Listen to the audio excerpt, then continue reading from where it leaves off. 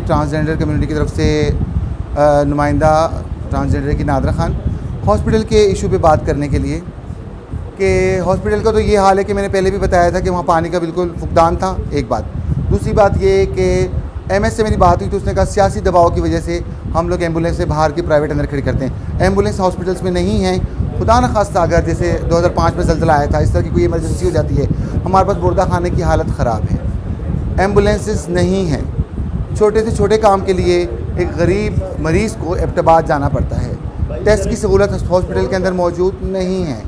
दूसरी बात, डॉक्टर्स जो सरकारी डॉक्टर यहाँ काम करते हैं, जो कि मुलाजिम हैं अंदर हॉस्पिटल में, उनको बाहर हॉस्पिटल के क्लिनिक उनके बंद किए जाएं। उनको बोले दूसरे ज़िले में जाके क्लिनिक खोलें। अंदर भी वही बैठते हैं, बाहर भी वही बैठते हैं, तो उन्होंने क्या काम करना है? ये ख़त्म नहीं हो सकती ये बात। मगर ये किया जाए कि जो डॉक्टर सरकारी मुलाजिम हैं किंग अब्दुल्ला में, वो बाहर क्लिनिक ना खोले, वो जाके एबटाबाद में खोलता है, हरीपुर में खोलता है, बडग्राम में खोलता है, कहीं खोले। यहाँ का डॉक्टर यहाँ बाहर प्राइवेट क्लिनिक उनको पाबंद किया जाए, ना खोले। और दूसरा ये कि अगर उन्होंने हड़ताल की है तो आवाम बेचारी, आवाम का क्या कसूर है? आवाम तो 10 रुपये की पर्ची लेती है।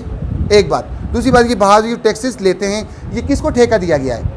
इस ठेके की मद में इसको हम नहीं बंद करवाते। ये जो ठेका जिसके पास है उसको पाबंद किया जाए कि 2 टाइम का खाना बाहर शेल्टर लगा के फ्री दिया जाए। मेरा ये मुतालबा है।